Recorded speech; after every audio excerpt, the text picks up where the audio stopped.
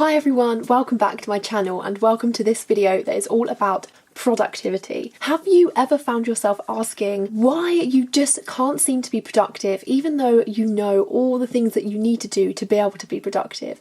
Have you found yourself sat watching all of these YouTube videos telling you that you need to get up early, you need to exercise, you need to have a healthy diet, you need to have a to-do list, you need to make yourself a timetable, and you watch all of this and it makes sense and you think, yeah, I should do that, but you just can't seem to do it. So in this video, I'm going to talk to you about the very brutally honest secret to productivity. There's going to be no talk of early morning routines or to-do lists or anything like that. This is going to be the real raw truth of why you can't be productive even though you want to be. So I sat and thought about this for a long time. How is it that I actually manage to get all my work done way before the deadlines? I study for a lot of time. I put a lot of effort into everything I do, all of my uni work, all of my medical school experiences. I put as much effort as possible into them. And why is it that I'm able to do that? And I basically came up with what I'm going to call my golden triangle. Now, I then did a bit of research and realised that there is actually already a triangle of productivity that is a thing, but this is going to be my own take on it. So this is my golden triangle for productivity, and it is composed of three things. These are enjoyment, motivation, and future aspirations. So I'm going to go through each of these in turn and explain what I mean by them and explain how you can change your mindset to be able to be more productive. So I'm going to start with enjoyment. This is the key answer to the question for anyone that has ever asked me, and there's been a lot of people, how is it that you're so productive? How do you have this mindset of just wanting to do your work? And the honest answer simply is that I just enjoy it. And I think what's important here is for us to reframe what we mean by productivity. So in videos like this one I'm filming now, productivity is often seen as doing your work efficiently and effectively and getting your uni work done, your schoolwork, your revision. It's how productive you are in your sort of academic part of your life. But I actually see productivity very differently, and I think if other people did, then maybe they would sort of discover that they are a lot more productive than they really think. So I really believe that everybody is productive in one area of their life. And if you think carefully about this, it just happens to be the area that they enjoy the most. So for me, the academic part of my life is very important to me and it's something that I really enjoy. And that is why I'm very academically productive. But other people sort of have more value and enjoyment in other parts of their life. And so I think the first thing you need to do when you're thinking about productivity is thinking, hang on, am I actually a very productive person, but just in a sort of different sense? So a key sort of thing that springs to mind for me is sport. Some people are very productive in a sort of sport exercise way. So they are really dedicated to training every single day or for learning a new skill. So people who do yoga, maybe they're really dedicated to working on their poses and they do yoga every single day. And in that sense, they are productive. So if you want to become a more productive person, you first need to find what it is that you actually enjoy and you want to be productive in. And then you can work on centering your life around that and making that the thing that makes you productive. So let's get back to sort of studying and revision, because I know a lot of you are probably watching this video because of the productivity associated with these sort of things. Your brain is always comparing one activity to another activity. We see everything very sort of relatively. So if there's a choice between revising for an exam or watching Netflix, which one is your brain going to pick? So obviously in a lot of cases its first choice is going to be Netflix. It doesn't require so much concentration or focus, it's not very challenging, it doesn't require you to learn lots of information, it seems like the easy choice. So another way in which you can reframe your mindset is to actually try to, when you get this choice of a kind of leisure activity and what you view as a sort of work activity, can you reframe that so that you see the work activity as more of a sort of fun, enjoyable leisure activity? So think about it. What is it that you don't enjoy about studying or revision that means that you enjoy other sort of procrastination activities more? And when you realise what it is that you're actually not enjoying, how can you change that so that you actually start to enjoy it a little bit more? So in a lot of cases, what people don't enjoy is the feeling of not understanding something, or feeling overwhelmed, or feeling like they have so much information to learn and they're just not going to be able to learn it in time. That feeling of kind of desperation and like I can't do it means that a lot of negativity is associated with studying and revision. So if you want to combat this, the way that you need to push through it is to just start, because what you'll find is that the more you study and the more you revise, the more you actually learn and the more comfortable you become with that particular topic or the content that you're working on. And then it becomes easier to do more revision and more studying, because when you're thinking about, okay, I need to study for my medical school exam, rather than thinking, oh, I don't know anything, it's going to be really horrible, I'm not going to enjoy it, it's going to be so challenging, it becomes easier. So you think, oh, okay, it actually might be quite fun because I know most of that topic already, so it's going to be really efficient and I'm going to feel really good after it. There might be more sort of physical factors that are preventing you from enjoying doing things like studying. So is it that you don't have a very good sort of study environment? Is it that you associate studying with being up at 3 a.m, writing an essay in your bed when it's all dark and you're really stressed? If that's the case, then maybe you could try and change the environment that you're working in, so that instead you are setting up a nice bright light desk where you've got lots of colourful pens and resources that you can use. You've got everything you need really nicely organised so that you can easily access your notes and your textbooks, and this just helps to make studying a little bit easier. And lastly, is it actually that the technique that you're using to study or revise isn't an enjoyable method and isn't actually the most effective and the most efficient? If you are sitting and you are reading through a 1,000-page textbook, or you are highlighting your massive folder of notes or something like that that feels very kind of long and boring and tedious, then maybe you should reevaluate the way that you're actually working. So what I find is with some topics in medicine,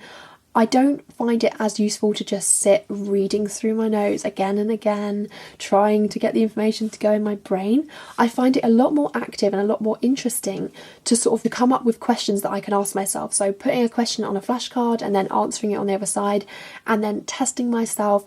And I feel like in the long run, this then makes revision more fun, because when it gets nearer to the exam, instead of sitting and having to just carry on like reading your notes, you can pick up a few flashcards here and there, you can test yourself, see what you got wrong, you can give them to a friend and see if they can test you. So just think carefully about what techniques you're using, and is that actually the reason why you're not enjoying doing the revision? And also I think for real enjoyment of a topic, you really need to be interested in it. So allow yourself to get interested in a topic, especially in school and like when you're doing GCSEs and A-levels. Don't think of it as, oh, I have to do this topic just because I have to do an exam and then I have to get a good result so that I can progress. Instead, think of it as, wow, like this is really interesting. I am learning this really cool subject, and try and actually get invested in it. Even if you don't find every single subject and every single topic interesting, try and find those topics that you do find interesting, because undoubtedly there will be some, whether that's in sport or drama or music, science or maths. Find something that you are interested in and that you then will want to pursue and you will want to sit down and find out more about. And be open-minded, because I should say that when I was in secondary school, like in year 7, I didn't even like science. Like I went to every lesson very sort of like close-minded, like, oh, it's a science lesson, I don't like this. And then gradually I sort of realised as I improved in science, I started to enjoy it more. And as I was enjoying it more, I thought, all right, I will actually invest some time into like thinking about it a bit more. And then I began to actually get really interested. And then obviously with my interest came more enjoyment. And that is what eventually led to me wanting to do medicine and taking biology and chemistry at A-level. Be open-minded and don't close something off just because you don't think you will enjoy it or be interested in it. Just sort of give it a chance. Okay, so the next part of my golden triangle is motivation. And this answers the question of why it is that medical students are kind of renowned for being very sort of academically productive people. Ask yourself this question: when you are studying or working, what is it that's actually motivating you to do that? And I think The strength of your motivation for wanting to study is going to be really important for whether you are actually able to carry out these productive habits or not. So for example, if you're sitting and you're doing some uni work, maybe you're writing an essay, why is it that you're doing that? What is the actual goal? So obviously it's to get a degree at uni, but why do you want that? And why do you want a degree in that particular subject? So for medical students, we have such an easy answer to this, and it's because we are doing all of this studying because we want to become doctors and we want to become really good doctors. And literally every single day, that is what motivates me to do my work, because I know that at the end of all of this work is going to be a career for me. And it's not just any career, it's a career that I'm really passionate about and I believe that I will really, really enjoy. And so all of the work I'm doing now is directly impacting that career. This is all stuff that I am going to have to then use in my career to be able to diagnose and treat patients. So ask yourself what it is that you actually want to achieve. And even if you're doing a degree that doesn't sort of directly link to a job, still ask yourself, why is it that you chose that subject? And at the end of your course, what is it that you want to achieve? Do you want to get a first or a 2-1? If you're in school, do you want to get like an A or an A star? Once you know what it is that you really want to achieve and you know why it is that you are doing all of this work, I feel like it seems less of a chore that you just need to do to tick a box and get it done, and it seems more of a kind of journey that is taking you to this goal. And if you need to, then maybe write this kind of end outcome down that you are hoping to achieve. So whenever you do lose motivation, you can just read it and think, oh yeah, that's why I'm doing this degree, that's what I want to achieve. Okay, so the third part of my golden triangle leads nicely on from the second part, and that is your future aspirations. So a bit like your motivation, I think you really need to think about your future self and really empathise with your future self, because you are eventually going to have to live through that future, and what you're doing now is building that future for yourself. And I don't just mean necessarily in the long term, like choosing your degree course to match a job or taking certain subjects to get into a certain uni or anything like that. I'm literally just talking about thinking about how you're going to feel in certain situations. So for example, I always like to think about what my future self is going to feel like when I'm sitting an exam. If I have revised and I've prepared really well, then my future self is going to be quite happy. I'm going to be able to answer hopefully most of the questions. I'm going to feel quite confident going into the exam. If I don't put in any effort and I don't spend any time revising the content, then the likelihood is my future self is going to really hate me for that when I'm sat in the exam and the questions are coming up and I don't know how to answer them. And so really think about it. What is it that you actually want in the future to be experiencing? Do you want this negative feeling of, oh, I wish I'd worked harder, oh, I wish I'd revised? Or do you want the feeling of, yeah, I prepared, I did as much as I could, so whatever will be, will be?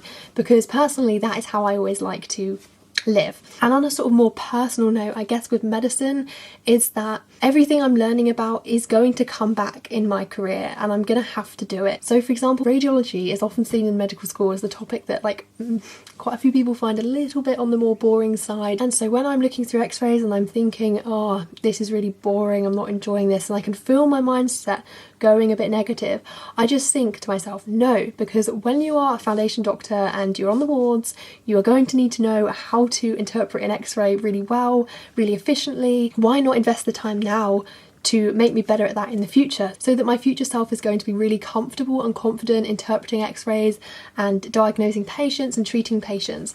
That's obviously quite a big example. Like obviously I will have to know how to interpret x-rays anyway, but why not just put as much effort in as I can now to make it easier for myself in the future, not just in my exams, but just in my whole life and my career. This is also good to think about if you're one of those people who will do a piece of coursework the night before it's due in and you'll just do an all-nighter and bash it out, and maybe you don't like that about yourself, maybe you wish you could get it done earlier. A good way to think about it is just to think about that night. Think about the night before that coursework is due, when if you haven't prepared for it and you haven't done anything now, you're going to have to go through that quite traumatic all-nighter of writing a piece of coursework. Whereas you could just start doing a bit now, just doing a bit here and there, being really relaxed with it, and then you could hand it in early, then you could have a few days to just relax after it, and you can feel happy that you completed it in good time.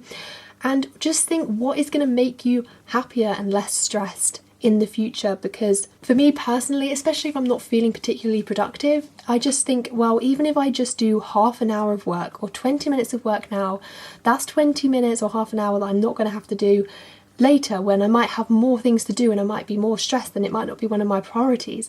So anything I can do in this moment is going to ease that pressure and that workload that I'm going to have later on. And at the end of the day, I'm going to have to do the work eventually, so I might as well just do it bit by bit rather than cram it right at the end. But that's just how I work. I know some people actually really do benefit from doing it their way and doing it the night before. So if that's you and you like that and you're happy with that, then obviously stick with that. Okay, so thanks for watching this video. I'm going to end it here.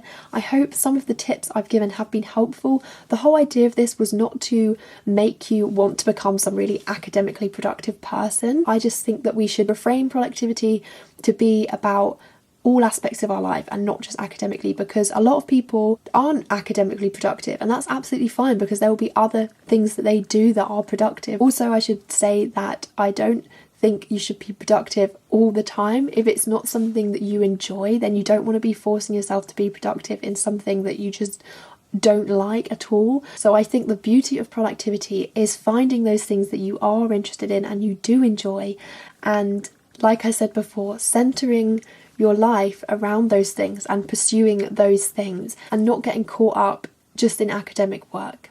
So thanks very much for watching. Please do subscribe to my channel and like the video if it was helpful, and I will see you very soon for more videos. Bye.